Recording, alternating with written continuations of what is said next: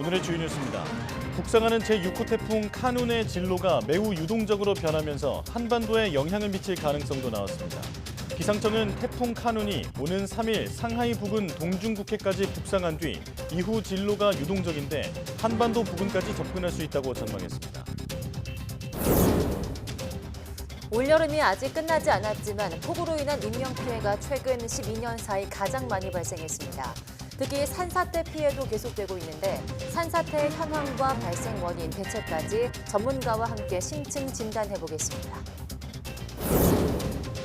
한국토지주택공사 LH가 발주한 아파트 가운데 지하주차장 보강 철근이 빠진 15개 단지 명단이 공개됐습니다. 정부는 민간 아파트까지 전수조사를 진행해 국민 불안이 없도록 하겠다고 밝혔는데 실질적인 조치가 이뤄질지 주목됩니다. 소비자의 착각이나 실수를 유도해 자신도 모르게 유료 결제를 유도하는 다크 패턴이 갈수록 교묘해지면서 관련 피해도 늘고 있습니다. 이를 막기 위해 공정위가 다크 패턴의 예시와 유형을 구체적으로 담은 가이드라인을 내놓았습니다. 중국이 투척 기능이나 초분광 카메라를 탑재한 일부 고성능 드론에 대한 수출을 통제한다고 밝혔습니다. 이 조치는 다음 달 1일부터 시행되는데 중국 정부는 국가 안보와 이익을 보호하기 위해 특정 드론에 대한 임시 수출 통제를 하기로 했다고 밝혔습니다.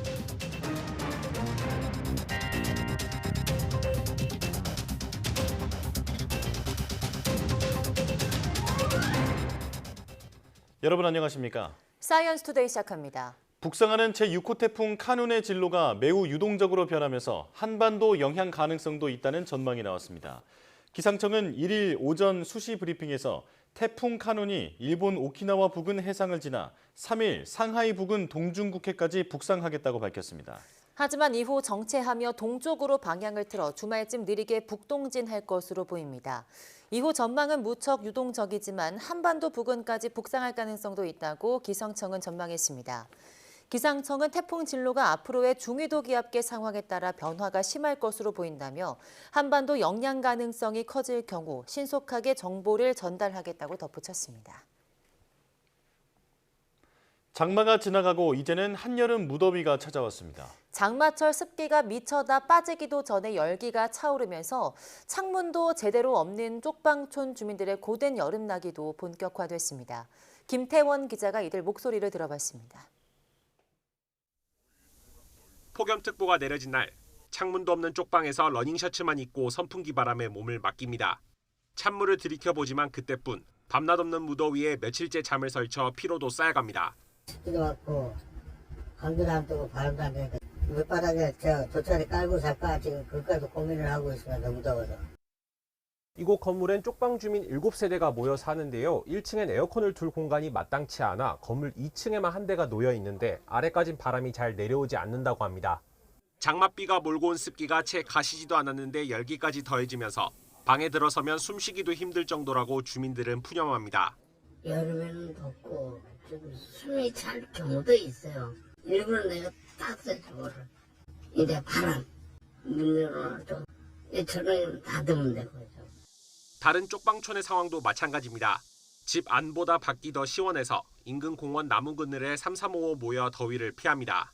진짜 웬만하면 이 열이 한마디로 샤워라도 금방 땀 흘리고 진짜 몸이 불편한 사람들한테 좀 해줬으면.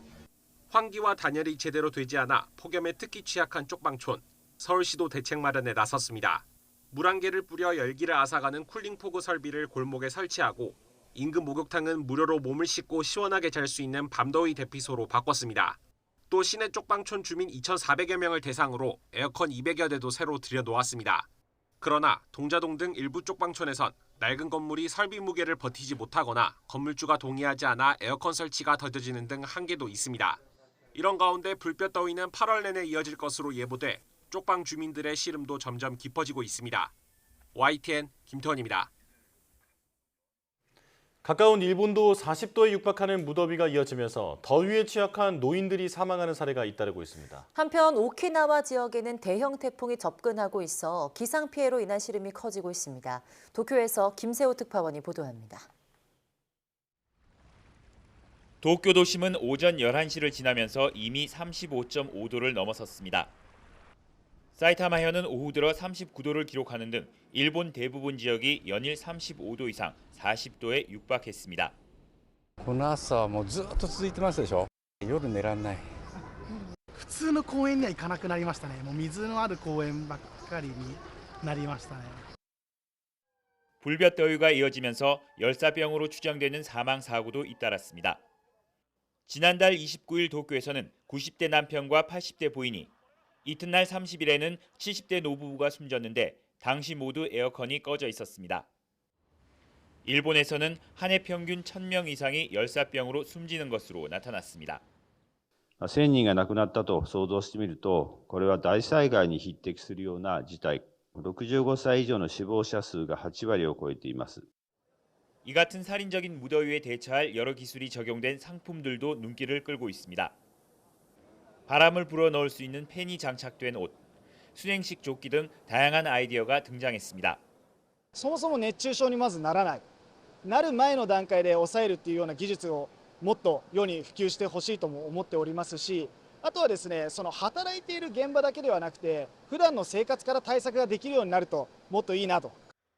이런 가운데 제6호 태풍이 일본 오키나와현 등에 접근하면서 항공편이 잇따라 결항되는 등 벌써부터 피해가 우려됩니다. 일본이 폭염과 태풍을 연이어 마주하면서 올여름 내내 몸살을 앓고 있습니다. 도쿄에서 YTN 김세호입니다. 올해 전기요금이 많이 올라 폭염에 냉방비 걱정하시는 분들 많을 겁니다. 전기요금을 조금이라도 아끼면서 시원하게 여름을 날 수 있는 효율적인 에어컨 사용법, 권준수 기자가 정리했습니다. 장마가 끝나기 무섭게 무더위가 찾아오면서 집마다 에어컨 사용도 늘고 있습니다. 그런데 이번 여름엔 특히 냉방비 폭탄 걱정이 큽니다. 전기요금이 상반기에만 2차례나 오른 탓입니다. 4인 가구 가정에서 하루에 7시간에서 8시간 가동한다고 했었을 때 평균 사용 내시는 전기요금에 비해 한 4만 1,000원가량 더 부담을 하시게 될 것 같습니다.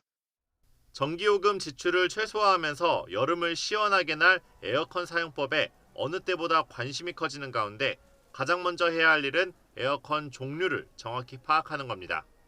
먼저 소비 전력 정보와 에너지 등급 효율 등이 적혀있는 인버터형 에어컨이라면 켜고 끄기를 반복하는 것보다 계속 켜두는 게 낫습니다.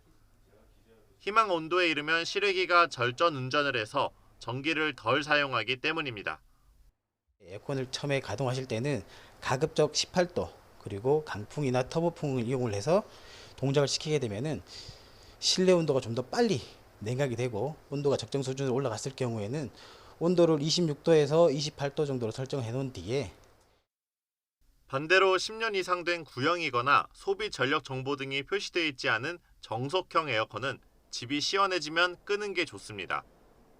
그러다 더워지면 다시 틀어서 온도를 조절하는 방식이 효율적입니다. 다만 외출할 때 에어컨을 꺼야 하는 건 인버터형이건 정속형이건 똑같습니다. 또 에어컨과 선풍기를 함께 틀면 냉방 속도를 올릴 수 있고 에어컨에 예약이나 절전 기능이 있다면 잠들기 전에 사용 시간을 정해두거나 일정 온도를 유지하도록 하는 게 현명합니다. 절전 모드를 사용하시면 고객이 원하시는 온도에 이제 도달했을 때 그 온도를 일정 유지시켜주는 기능이기 때문에 에너지 소비 효율을 극대화하셔서 사용하실 수 있습니다. 먼지가 쌓이지 않도록 에어컨 필터를 물로 깨끗이 청소하는 것도 냉방 효율을 높이는 길입니다. 아울러 공기 배출이 막히면 전기 사용량이 더 느는 만큼 실외기 주변에 언제나 말끔히 정리해둬야 합니다. YTN 권준수입니다.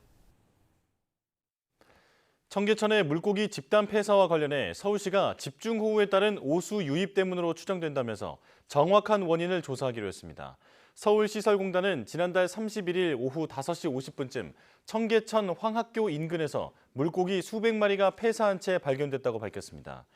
폐사한 물고기를 즉시 수거해 현재 청계천에 사체는 없는 것으로 전해졌습니다. 공단은 최근 서울에 짧은 시간 많은 비가 내려 하수관로가 넘쳤고 이때 하수가 청계천에 유입되며 물고기가 폐사한 것으로 보고 있습니다.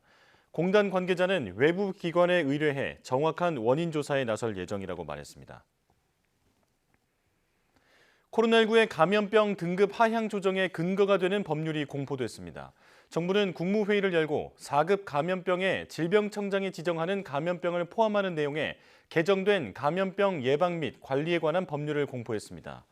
이에 따라 방역당국이 진행 중인 관련 고시 개정 절차가 끝나면 2급 감염병이던 코로나19는 인플루엔자나 급성호흡기 감염증 등과 함께 표본 감시 활동이 필요한 감염병인 4급 감염병이 됩니다. 4급 감염병이 되면 감시 체계가 전수 감시에서 양성자 중심의 표본 감시로 전환되고 확진자 수 집계도 중단됩니다. 방역당국은 고시 개정 후 민간 전문가들로 구성된 국가감염병 위기대응자문위원회로부터 의견을 듣고 마스크 의무를 완전 해제하는 내용 등을 담은 2단계 방역 완화 시점을 정할 방침입니다.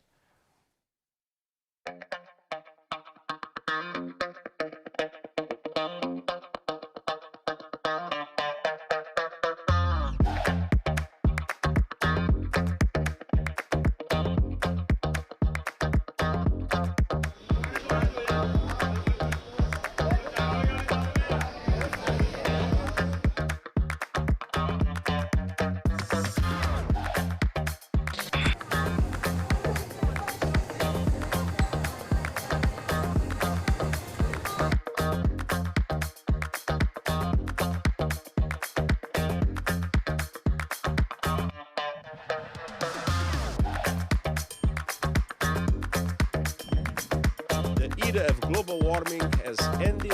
The era of global boiling has arrived.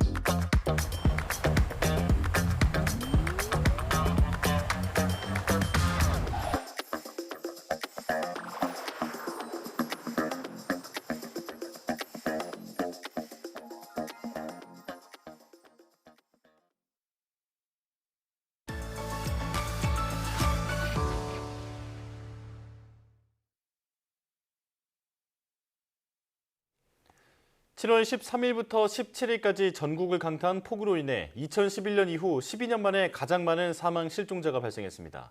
폭우 때 발생하는 범람이나 침수 피해도 매우 컸지만 산사태 피해도 역대급으로 많이 발생했는데요. 오늘 날씨학개론에서는 기후변화로 계속 늘어나는 산사태에 대해 알아보도록 하겠습니다. K웨더 반기성 센터장과 함께합니다. 어서 오세요. 네, 안녕하세요. 네, 안녕하십니까. 자, 산사태 말 그대로 산이 무너져 내리는 것은 알고 있지만 왜 일어나는지에 대한 원인을 먼저 자세히 설명해 주실까요? 산사태는 중력 때문에 어떤 뭐 토양이라든가 암석이 아래로 이동하는 것을 말하는데요. 네. 직접적 원인은 토양이나 암석을 구성하는 여러 층사의 마찰력이 감소하거나 또는 비탈이 받는 중력의 증가 중 하나로서 마찰력이 중력보다 작아지게 되면 산사태가 발생하게 되는 것이죠. 이런 마찰력이 작아지는 것은 많은 비가 내릴 때입니다. 네. 1시간 강수량이 30mm 이상, 그리고 하루 강수량이 150mm 이상, 연속되는 강수량이 200mm 이상이 될 때 산사태 발생률이 높아지는데요. 비가 단시간에 많이 내리게 되면 토양 내부에 빗물이 가득 차게 됩니다. 그러면 토양 내부의 무게는 무거워지게 되고 그 다음에 토양과 안반의 경계 사이의 마찰력은 포화된 흙에 의해서 부력이 생기면서 마찰력은 떨어지게 됩니다. 이런 상태에서 강한 비가 내리게 되면 한순간에 무너져 내리는 것이죠. 특히 우리나라에 사는 산사태가 잘 일어날 수밖에 없는 그런 지형들이 많은데요. 네. 암석층 위에 흙이 1m 안팎만 쌓여있기 때문에 큰 비라도 내리면 빗물을 충분히 흡수하지 못하면서 암석층과 흙층 사이에 미끄럼이 발생을 합니다. 빗물이 땅속 암석층과 흙 사이로 흐르면서 그 위에 있는 흙은 그대로 미끄러져 내리는 것이죠. 네. 네. 그래서 이제 정부가 이런 산사태 피해를 좀 줄이기 위해서 산림청에서 산사태 취약 지역 지정을 하고 있는데요. 이번에 산사태가 많이 발생한 예천 지역은 취약 지역이 아니었다고 해요. 네, 그렇습니다. 산림청에서는 그 산사태 취약 지구를 갖다 지정을 해갖고 운영하고 있는데 이번에 산사태 피해가 집중된 곳들은 취약지구가 아니었다는 것이죠. 네. 사망자만 5명이 발생하는 등 예천에서 가장 피해가 컸던 효자면 백성리를 비롯해서 감천면 진평리, 별방일이, 용문면 사구리 등 모두 산사태 취약지구가 아니었거든요. 경북재난안전본부에 따르면 7월 18일 기준 집중호우 피해 사망자 19명 중에서 14명이 산사태 매몰로 숨졌고요. 네. 사망 피해는 산사태가 발생한 예천 9명이 집중이 되었고 실종자 8명 역시 모두 예천 주민입니다. 그렇다 보니까 산림청의 산사태 관련 대책이 미흡하다라는 말이 나오고 있는데요. 현재 산사태 취약 지역의 지정은 산사태 발생 우려 지역에 대해서 산림청이 현재 조사를 하고 위험 우선순위에 따라서 지자체가 조례에 의해서 지정을 하게 되는데요. 산림청은 전국 산지를 대상으로 산사태 위험지도 또 토속력 피해 예측 지도 등을 가지고 지도에서 가장 위험하고 피해 취약성이 큰 지역을 추천해냅니다. 네. 근데 여기서 사람이 많이 산다든지 아니면 재산 피해가 큰 지역을 먼저 선정을 해서 실태 조사를 한 다음에 우선순위를 정하는 것이죠. 그렇다 보니까 사람이 별로 살지 않고 경제적 피해가 적은 예천 등의 시골 지역은 우선순위에서 뒤처질 수밖에 없다는 것이죠. 아, 그렇군요. 보완할 점이 분명히 있어 보이는데요. 자, 그런데 이번 예천 지역의 산사태는 그 토성류 산사태였다고 하더라고요. 이게 일반적 유형과는 다른 거라고 하는데 이 토성류 산사태가 뭘까요?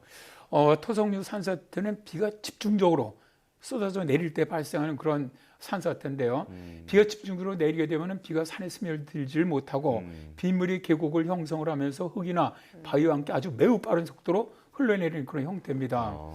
산림청에서도 예천 산사태의 경우 흙이 먼저 분기되지 않았고 산 위에 물폭탄이 쏟아지면서 계곡을 만들며 쏟아져 내린 형태라고 말하고 있는데요. 네. 이 같은 형태를 산홍수라고도 부릅니다.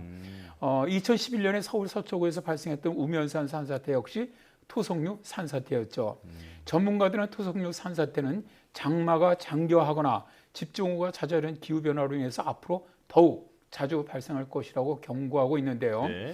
최정희 경북대 지구환경학과 교수는 과거와 달리 수십 밀리미터 규모의 비가 한꺼번에 내리는 선악성 강수가 잦아지게 되면 흙더미가 흘러내려가지 않도록 막는 흙의 그 입자 사이 마찰력도 점점 낮아지면서 토성류 산사태도 앞으로 점점 더 흔한 유형이 될 것이다. 특히 산과 멀리 떨어진 지역까지 광범위하게 피해를 줄 수 있기 때문에 산지 인근에 있는 전국 모든 지역이 위험해질 수 있다라고 주장을 합니다. 네. 그런데 이제 기후 변화로 인해서 더 많은 산사태가 발생할 거란 예측도 있어요. 그렇습니다. 아무래도 기후 변화에서 앞으로 이상 기후가 자주 발생하게 되면서 어떻게 보면 변칙적인 극한호우 빈도가 증가하고 있는 것이거든요. 호우 빈도가 증가하게 되면 결국 산사태는 늘어날 수밖에 없는데요. 7월 18일이었죠. 산림청의 최근 10년간 산사태 피해 규모 자료를 보면은 지난해 산사태 피해 면적은 372헥타르로 지난 10년간 평균 244헥타르와 비교해서 약 34%가 증가했고요.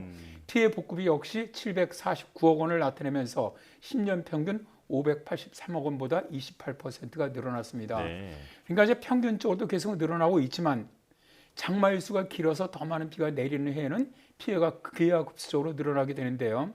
2020년 중부지방에 54일간 장마가 계속되면서 산사태 피해 면적은 당시 1,343헥타르였고 피해 복구비도 169억 원에서 3,317억 원으로 20배가량 거의 뛰었던 적이 있습니다.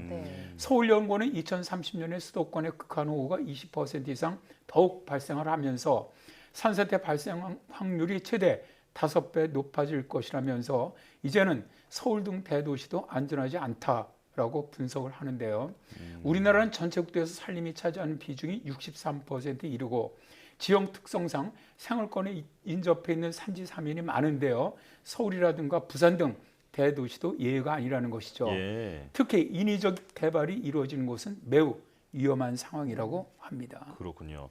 자, 그런데 그 최근에 산불도 많이 발생을 하고 있는데 산불이 발생한 지역에는 산사태가 더 많이 이어진다고 하더라고요. 이것도 좀 설명해 주시죠. 그렇습니다. 나무라든가 이제 풀이 다 타버린 이런 산지는 표토, 그러니까 겉에 있는 흙이죠. 이게 그대로 노출되고 비가 왔을 때 빗물이 지표면 아래로 스며들 수가 없는 불투수층이 증가합니다. 네. 국립재난안전연구원은 산불로 인해서 흙이 깎이는 토층 침식 가능성이 200배가 증가하면서 산사태 안전율이 20% 정도 감소하는 것으로 분석을 하고 있는데요.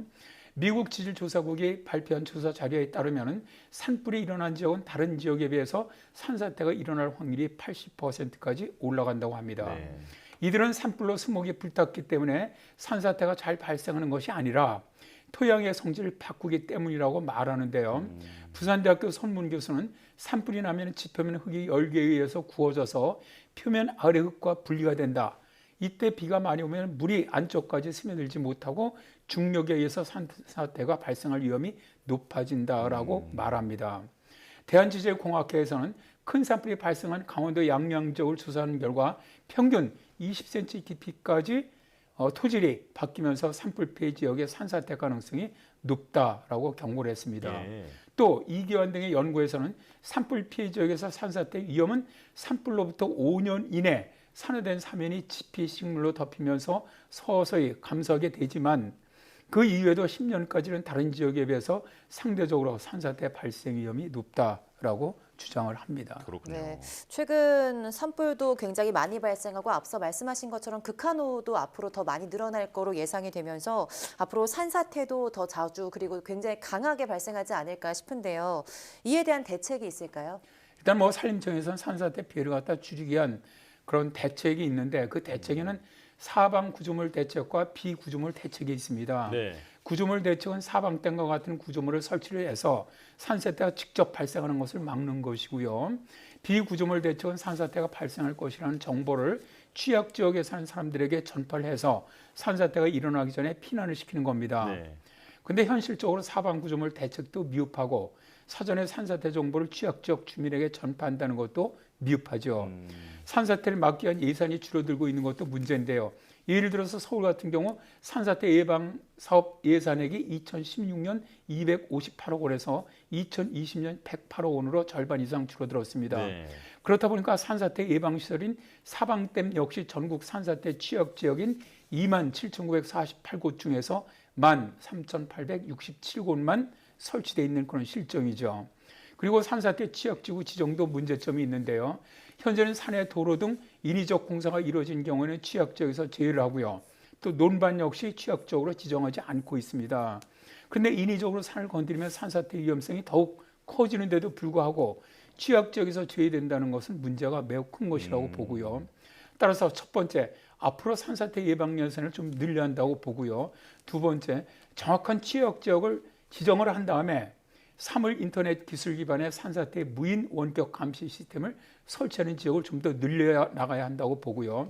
세 번째, 취약지역을 정확하게 지도 형태로 주민들에게 공개해야 한다고 봅니다. 그리고 네 번째, 산사태 위험 정보를 주민들에게 신속하게 전달할 수 있는 체계 이런 것도 만들어야만 산사태 피해를 줄일 수 있다고 봅니다.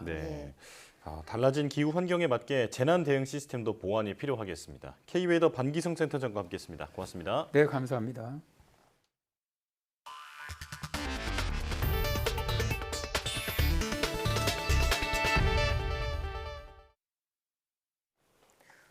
후쿠시마 제1원전 오염수 해양 방류 계획을 둘러싸고 신경전을 벌이고 있는 중국과 일본이 국제회의 무대에서 또다시 충돌했습니다. 교도통신은 오스트리아 빈에서 열린 제11차 핵확산 금지 조약 평가회의 1차 준비위원회에서 중국과 일본이 오염수 문제로 논쟁을 벌였다고 전했습니다. 중국 측은 후쿠시마 오염수를 핵 오염수라고 지칭하자 일본 측은 바다에 방류하는 물은 오염수가 아닌 처리수라고 강조했습니다.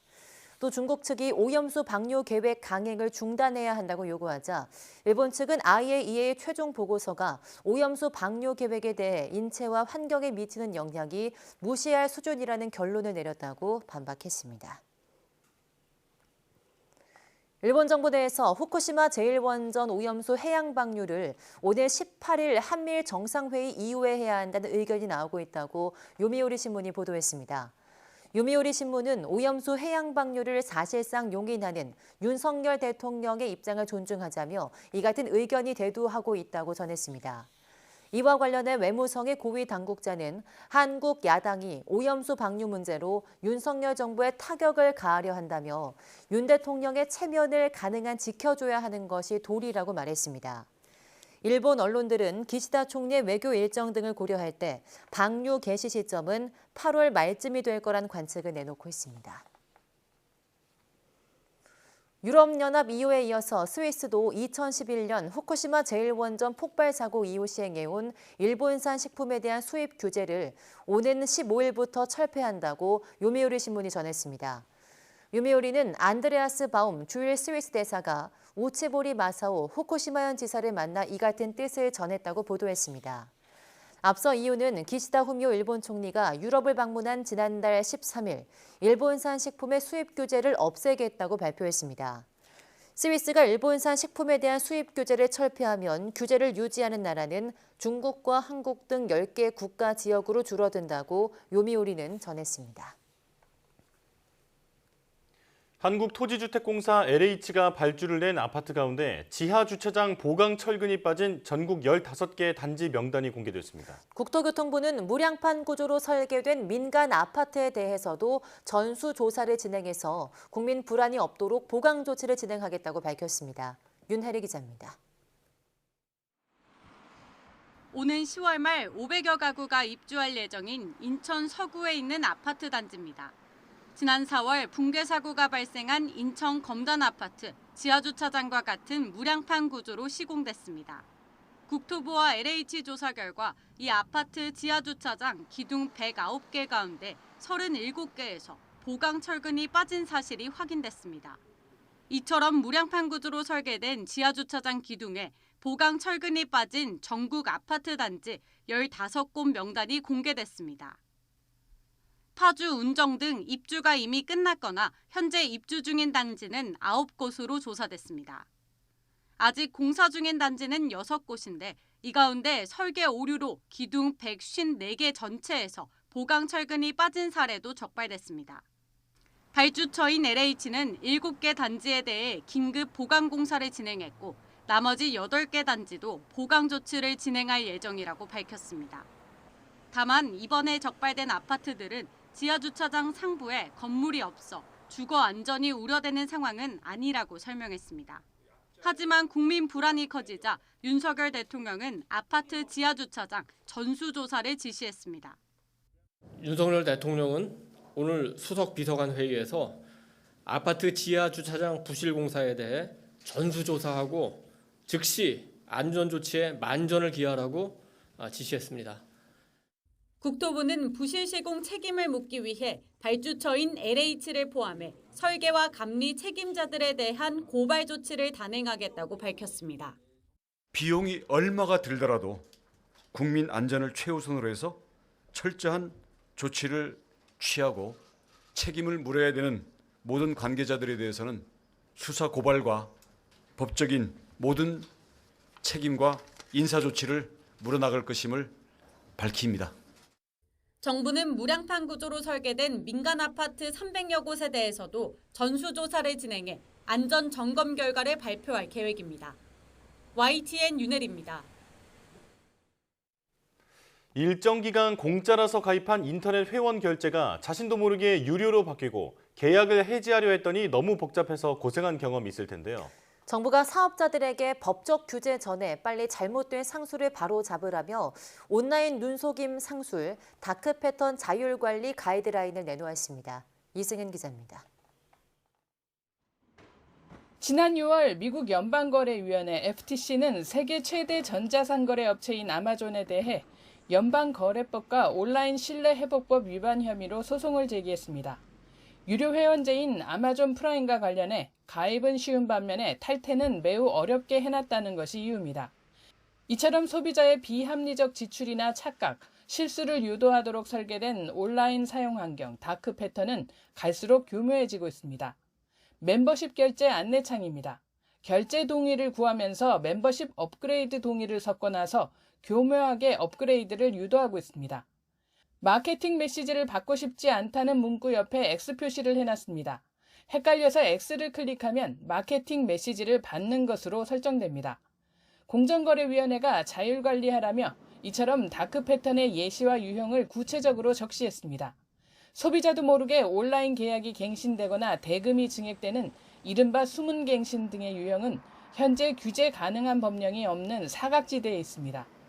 이번 가이드라인은 법안 통과 전에라도 사업자들의 운영 관행을 바꿔 소비자 피해를 줄이기 위한 겁니다. 현재 국회에서 온라인 다크 패턴의 유형의 일부 유형에 대한 입법적 보완을 위해 전자상거래법 개정 논의가 이루어지고 있으며 향후에 전자상거래법이 개정된다면 법 집행을 위해 구체적인 지침이나 고시 등을 마련할 필요가 있을 것으로 생각됩니다. 종합 쇼핑몰을 대상으로 1차 조사를 끝낸 공정위는 의류와 엔터테인먼트 업계 등으로 조사 범위를 넓히고 실태 조사 결과도 공표할 예정입니다. YTN 이승은입니다. 드론 제조 분야에서 앞서 있는 중국이 일부 고성능 드론에 대한 수출을 통제한다고 발표했습니다. 중국 상무부, 해관총서, 국가국방과학산업국, 중앙군사위원회 장비개발부는 수출통제법과 대외무역법 등의 규정에 따라 국가 안보와 이익을 보호하기 위해 국무원과 중앙군사위원회의 승인을 받아 특정 드론에 대해 임시 수출 통제를 하기로 했다고 밝혔습니다. 이 조치는 9월 1일부터 시행됩니다. 수출 통제 대상은 조종사의 가시거리 밖에서 비행할 수 있고 최대 항속 시간 30분 이상, 최대 이륙 중량 7kg 이상 드론 가운데 투척 기능이 있거나 초분광 카메라를 탑재한 경우 등입니다. 드론에 탑재한 레이저 거리 측정 모듈이 특정 수준 이상인 경우도 수출 통제 대상에 포함됐습니다. 경기도가 예술인들의 창작 기회를 보장하기 위해 예술인 기회소득 제도를 도입했습니다. 불규칙한 소득 탓에 경제적 어려움을 겪는 예술인들이 자긍심을 잃지 않고 좀 더 창작 활동에 전념할 수 있도록 돕자는 취지입니다. 최명신 기자입니다. 30년 넘게 거문도 외길을 걸어온 김은선 씨는 국내에서 손꼽히는 거문도 연주자입니다. 국악 창작 그룹을 결성해 지금까지 3장의 앨범을 발표했는데 현대음악과의 조화를 추구해 국악가의 인디밴드라는 평가를 받습니다. 하지만 코로나 사태로 3년 넘게 공연을 하지 못하면서 경제적 어려움을 겪었습니다. 가장 슬플 때는 이제 전문 예능인들인데 그걸로 수입을 창출하지 못하니까 그 웬일들로 그렇게 생계를 유지했었던 그런 게 좀 힘들었죠. 프리랜서 무용가 신현아 씨도 사정은 별반 다르지 않습니다.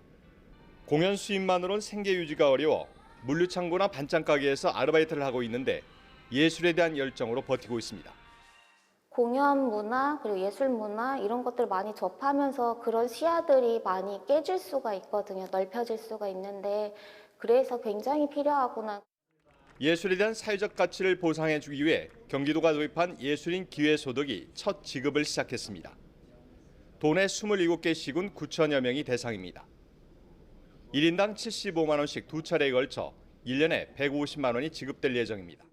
올해까지만 작업을 하고 내년부터는 다른 일을 할까라고 생각을 하고 있었는데 앞으로 조금 더 작업을 해나가는 그 길을 열어주신 것 같아요.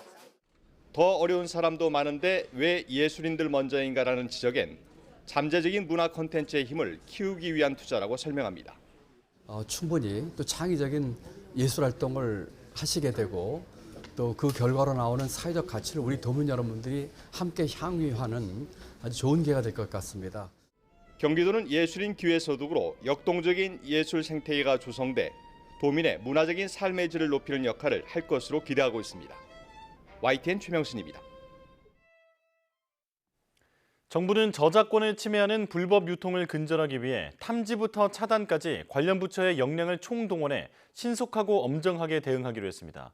문화체육관광부는 과학기술정보통신부, 외교부, 법무부, 방송통신위원회, 경찰청 등 관계부처와 함께 K콘텐츠 불법 유통을 근절하기 위한 범정부 차원의 4대 전략을 마련했습니다.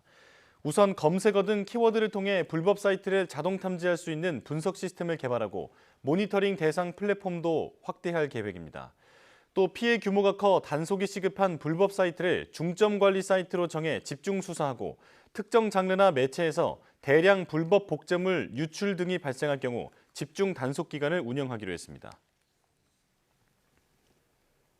그룹 방탄소년단 정국의 공식 솔로 데뷔 싱글 세븐이 미국 빌보드 메인 싱글 차트 핫 100에서 2주째 톱 10에 진입하며 인기를 이어갔습니다.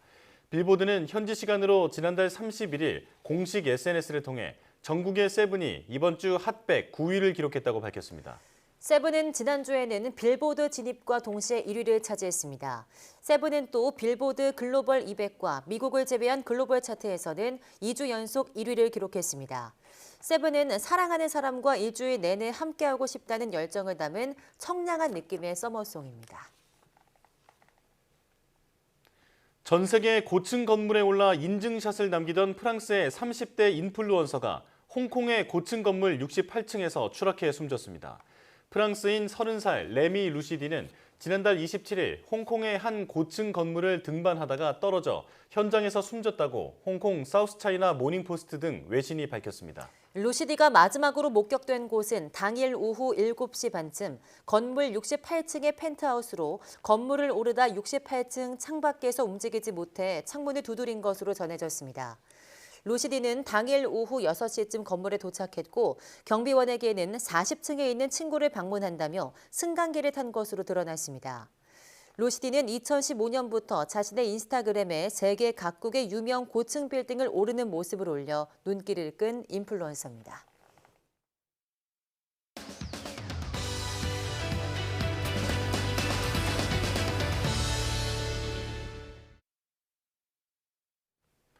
우리는 살면서 부정적인 일이 일어나게 되면 일상생활을 할 수 없을 정도로 멘탈이 무너지는 경우가 있죠. 그때마다 부정적인 일에 집중하기보다는 나의 진짜 욕구가 무엇인지 찾아내서 천천히 해결책을 찾는 게 중요하다고 합니다. 오늘 한길 사람 속은에서는 멘탈이 무너지는 일이 발생했을 때 나를 지키는 마음가짐에 대해서 이야기 나눠보겠습니다. 이혜진 상담심리사와 함께합니다. 어서 오세요. 안녕하세요. 네, 안녕하십니까. 자, 살면서 멘탈이 무너지는 일들은 종종 발생하죠. 그럴 때 나를 지킬 수 있는 마음가짐에 대해서 오늘은 이야기해 주신다고요? 네, 그렇습니다. 우리 살면서 누구에게나 크고 작은 위기가 찾아오죠. 위기는 정말 갑작스럽게 찾아옵니다. 네. 그럴 때 평상심을 유지하기란 쉽지가 않아요. 자연스럽게 마음이 흔들리게 되죠. 평상시와 다르니까요. 네. 그럴 때 너무 힘든 상황을 피하려고만 하는 사람들도 많은데요. 회피가 순간에 나를 지켜주기 때문입니다. 장기적으로 봐서는 현실을 피하기보다는 보다 건강한 대처가 필요한데요. 회피해도 문제는 그대로 내 안에 남아있다는 걸 기억해야 합니다. 네, 보통 멘탈이 무너지는 일을 겪었을 땐 정말 많이 회피를 하게 되는 것 같은데요. 회피를 안 하고도 건강하게 대처할 수 있는 방법이 있을까요? 네, 쉽진 않지만 연습한다면 충분히 가능한 일입니다. 우선 건강한 대처에 대해서 한번 생각해 볼 필요가 있는데요. 건강한 대처란 위기로 인한 상처로 인해 생긴 마음의 생채기를 적극적으로 관리하는 것이에요. 네. 상처받은 나 자신을 보듬을 때 새로운 현실을 만들어낼 수가 있거든요. 그래서 위기가 찾아왔음에도 불구하고 조금 더 안전한 현실로 나를 데리고 가는 적극적 방법이에요. 이때 필요한 것이 건강한 대처 자원입니다. 대처 자원은 여러 차원으로 나눠볼 수 있는데요. 우선 신체적인 수준의 자원은 내가 건강하도록 나를 얼마나 돌보고 있는가를 점검해 보시면 알 수가 있어요. 네. 대표적으로 식사와 운동이죠. 예를 들어 겨우 하루를 버티는 정도가 아니라 활력 있게 사는 수준의 자원이 필요하고요. 또 심리적인 수준의 자원은 힘들 때 내가 어떻게 하는가 를 보시면 알 수가 있어요. 즉 내가 어떤 상황을 대처하기 위한 행동이 나 자신에게 유익하도록, 즉 생산적으로 대처할 수 있도록 도와주는 자원을 가지는 것이 중요합니다. 보다 더 생산적으로 나를 돌보는 자원이 우리에게 많을수록 좋겠죠. 네. 신체적인 수준의 자원과 심리적인 수준의 자원이 필요하다고 말씀해 주셨는데, 그런데 이것들을 갖추지 못한 사람들도 많을 거 아니에요. 만약에 건강하게 대처를 하지 못하게 되면 어떻게 되나요? 네, 많은 경우 겉보기엔 멀쩡하고 잘 사는 것 같이 보이는데요. 마음속은 불편한 사람들이 참 많습니다. 그야말로 마음이 쑥대밭이 되어버렸는데도 불구하고 당장 우린 오늘을 살아가야 하니까요. 네. 이런 경우가 있어요. 멋진 나만 인정하는 사람. 타인에게 보여지는 자신의 모습을 지나치게 의식한 나머지 내가 남들에게 어떻게 보일까에 몰두를 하며 살아갑니다. 이렇게 생각하면서요. 나 지금 초라해 보이는 거 아닌가? 나 좀 없어 보이는 것 같은데? 큰일인데? 이렇게 생각하면서 멋진 나만 세상에 전시를 하면서 살아가는 거예요. 그러다 보면 내가 인정할 수 있는 나는 점점 줄어들게 되죠. 예. 이를테면 과거보다 못난 지금의 나는 절대 인정할 수 없어라고 생각하면서요.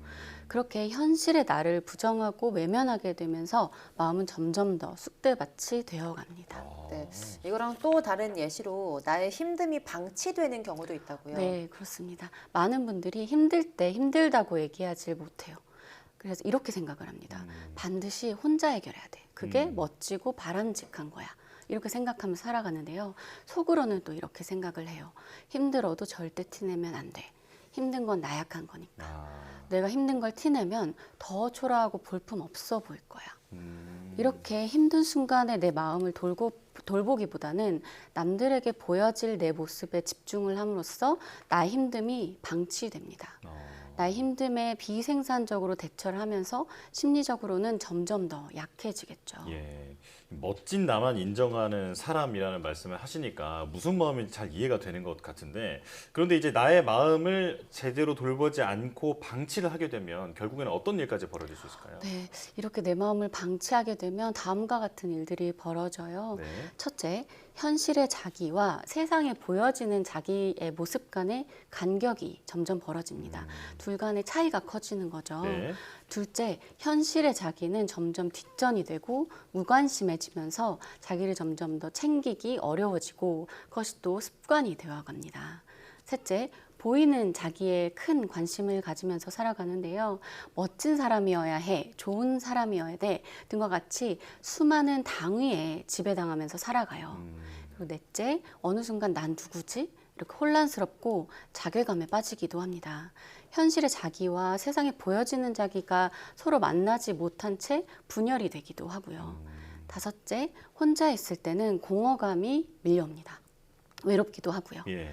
그런데 이 감정 또한 외면하는 게 습관이 되어버렸기에 부정적인 감정은 또 억압을 해요. 그래서 마지막으로 이렇게 소화되지 않은 감정은 계속해서 나에게 영향을 미치고요.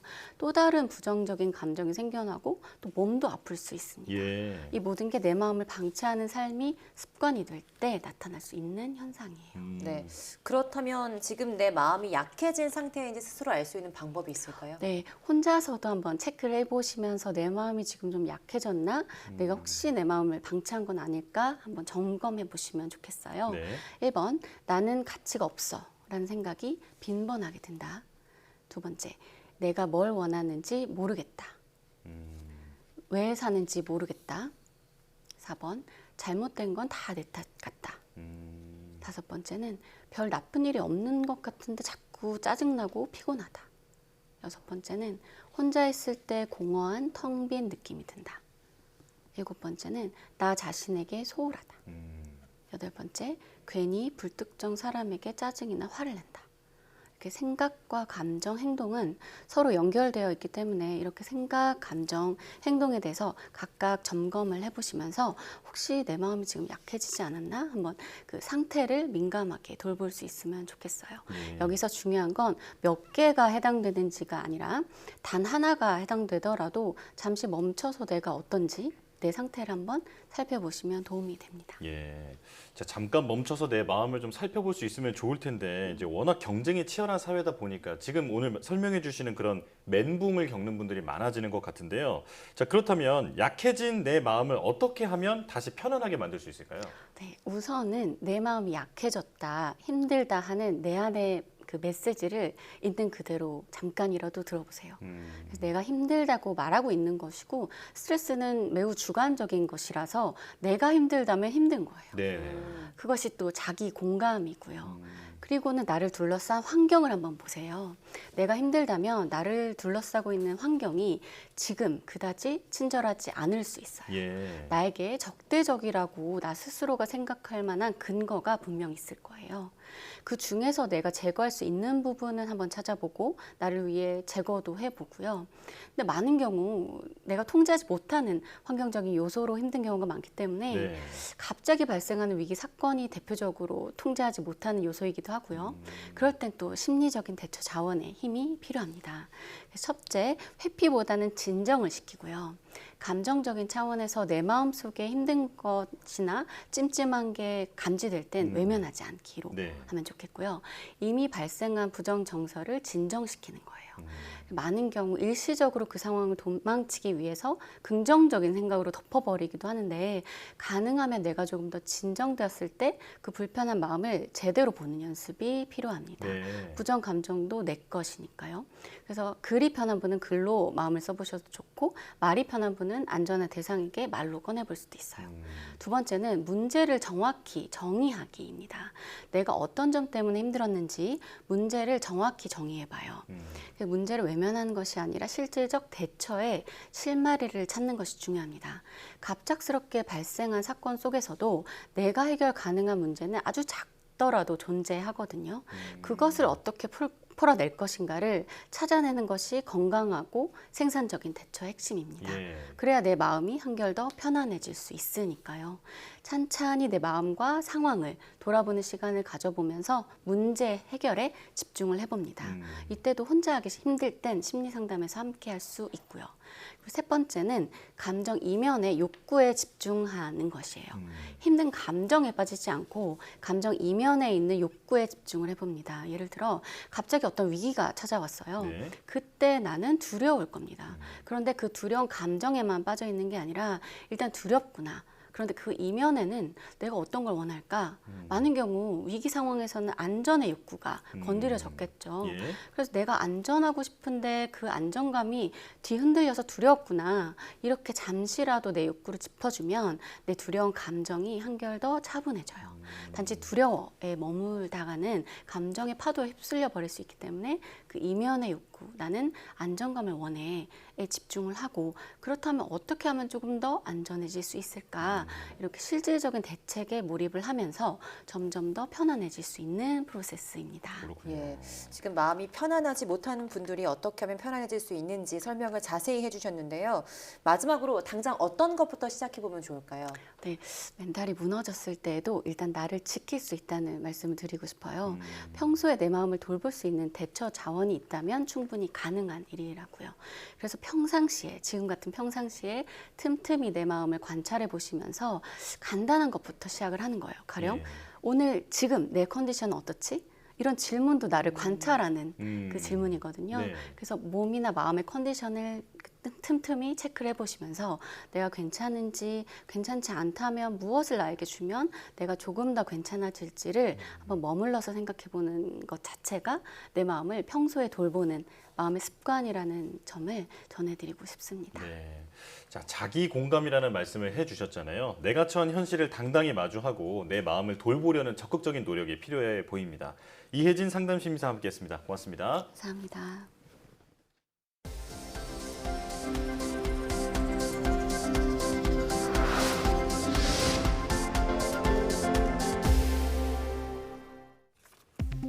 아동학대 등으로 극심한 스트레스를 받으면 성장 과정에서 뇌신경 회로망이 크게 변화해 정신질환을 앓게 된다는 것을 국내 연구진이 밝혀냈습니다. 카이스트 정원석 교수팀은 어린 시절 방치나 학대 등 스트레스로 인해 조현병이나 우울증과 같은 정신질환이 발병하는 원인이 뇌에서 면역 기능을 담당하는 별악교세포가 과도하게 흥분성 시냅스를 제거하기 때문이라는 사실을 알아냈다고 밝혔습니다. 연구팀은 아동기 사회성 결핍 생쥐 모델을 활용해 실험한 결과 스트레스 호르몬으로 인해 별악교세포가 특정 신경세포의 흥분성 시냅스만 선택적으로 감소시키는 것을 확인했으며 인간 만능유도 줄기세포에서 유래한 뇌 오가노이드에서도 같은 결과를 확인했다고 설명했습니다. 지구온난화의 주범인 이산화탄소를 에너지 자원인 메탄으로 전환하는 고효율 광촉매가 개발됐습니다. 대구경북과학기술원 인수일 교수팀은 이산화 티타늄으로 이루어진 기존 광촉매에 가시광 흡수가 우수한 은나노 입자를 붙이고 과산화수 처리로 표면에 하이드록시기를 형성해서 이산화탄소 흡착 성능을 개선한 고효율의 광촉매를 개발했다고 밝혔습니다. 개발한 광촉매를 사용하면 메탄으로 전환되는 수율이 95%에 달해서 기존의 광촉매를 사용할 때보다 135배 더 많은 메탄 확보가 가능하다고 연구진은 밝혔습니다. 국내 연구진이 차세대 반도체 소재를 열처리 과정 없이 원자층 수준으로 정밀하게 쌓는 기술을 개발했습니다.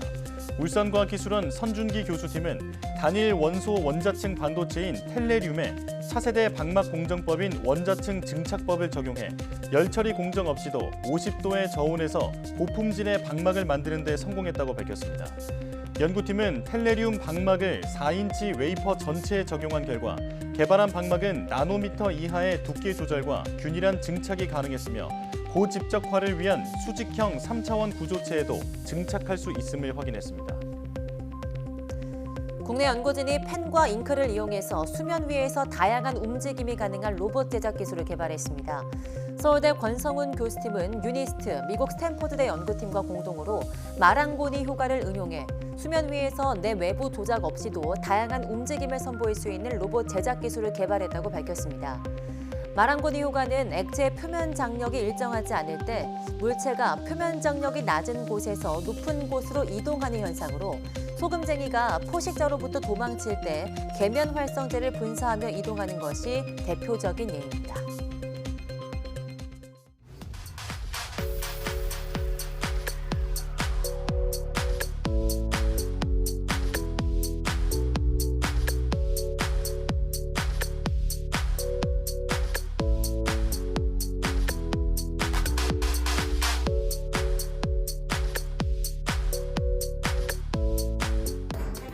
전국이 펄펄 끓으며 온열 질환자가 늘고 있습니다. 온열 질환 예방을 위해선 햇볕이 강한 시간대에 외출을 하지 않는 것이 가장 중요하겠지만 불가피하게 외출을 해야 한다면 온열 질환을 예방하는 기본적인 3대 수칙, 수분 섭취와 그늘, 휴식을 기억하셔야겠는데요. 또 수분 섭취 시 카페인이나 알코올이 들어있는 음료는 몸에 이뇨작용을 활발하게 해 탈수를 유발할 수 있으니 되도록 물을 섭취해 주시는 것이 좋겠습니다. 네, 뉴스 마칩니다. 함께해 주신 여러분 고맙습니다.